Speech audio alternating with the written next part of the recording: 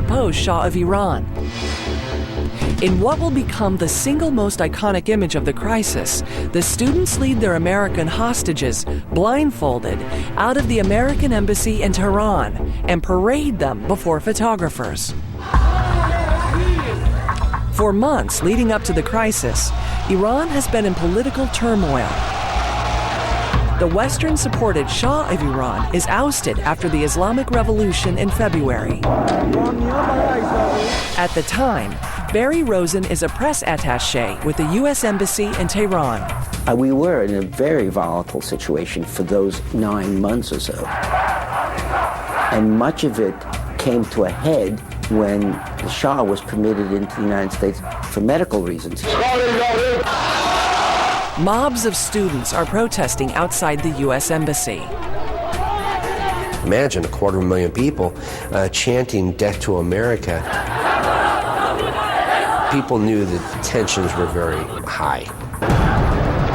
On the morning of November 4th, 1979, 10 months into the protests, Rocky Sickman, a 22-year-old Marine security guard, gets a distress call that Iranian students are storming the embassy grounds. Over the gate came these individuals. I took off running back to the main embassy building. Many of these students started to shake the main gate and to climb over or use cutters to cut the chain. Sickman and another Marine make it inside the building just as a group of students makes it through the gate. Your adrenaline's pumping. But at the same time, you're trying to load your pistol and you're sitting there thinking, here's Rocky Sickman from Cockrell, Missouri. This is where it's going to end. Sickman says he and his colleagues are ready to shoot, but receive an order to stand down. Our orders were don't fire, don't antagonize, because help is on the way. We've got people coming and we'll get this resolved. But instead of resolution, it's more revolution. The iconic image of the students parading their hostages before the media is replayed countless times to a country that feels it's being held hostage. The morning that we were taken, they brought us out of the front of the embassy. There were thousands of people at this point in time. The 52 Americans become human bargaining chips as the students demand the U.S. return the Shah to Iran. For the next 14 months, Rosen says the captors abuse them physically and emotionally. They'd come into your cell at night and put you against the wall, put a gun against your neck and say, "We could kill you," and then walk right out. My worst day was when they put me up against that wall, stripped nude with 3 rifles. The captors force the hostages to say things on camera that make it seem they're sympathetic to the students' cause. I know that they keep telling us they want the Shah to return to Iran and will be released. On multiple occasions, the Iranian students release staged videos of hostages, including Barry Rosen, shown here, being examined by doctors. All propaganda to convince the West they're treating the hostages humanely.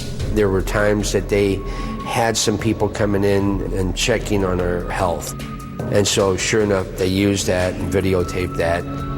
They brought the weights that we had at the embassy from our weight room. They knew that they needed this healthy to be able to negotiate. As the days turn into weeks and then months, the hostages wonder if the outside world has forgotten about them. But actually, the hostage crisis remains a lead story. The American embassy in Tehran is in the hands of Muslim students tonight. During the 9th day of the crisis over the hostages in Iran, On the 49th day of the embassy takeover, the militants who have held the hostages for 124 days, this is the 300th day of their captivity. About 6 months into the crisis, there's a rescue attempt. But Operation Eagle Claw is a disaster. The mission is aborted, and as American forces are on their way out of Iran, a helicopter crashes into a C-130, killing 8 American servicemen. It's an embarrassment for President Jimmy Carter. Afterward, the captors scatter the hostages across the country to make a second rescue attempt nearly impossible. Then, on January 20th, 1981, there's finally a break. Good evening on the 444th and final day of the hostage crisis. I, Ronald Reagan, do solemnly swear. Minutes after President Ronald Reagan's inaugural address, the hostages are released. A dark chapter in the nation's history has ended. They're coming home. All of us got on the plane, counted, made sure everybody was there. There's no high fives, there's no screaming. I mean, people are still in shock and still concerned if this is really going to happen. The hostages head to the United States, where they reunite with the families they haven't seen in more than a year. The emotional moments are caught on camera and carried live on TV. My brothers and sisters and my girlfriend were all waiting for me and my mom and dad to get off the airplane. I remember getting off the plane, and there I'm met by Barbara and the kids. It was good again. It was great again. Shortly after their arrival on U.S. soil, the hostages are honored with a parade down New York City's Canyon of Heroes. You could see New Yorkers were just so happy to see us. It became a national parade, and it really meant something to all of us. It was at that time we got the idea that God, we weren't forgotten.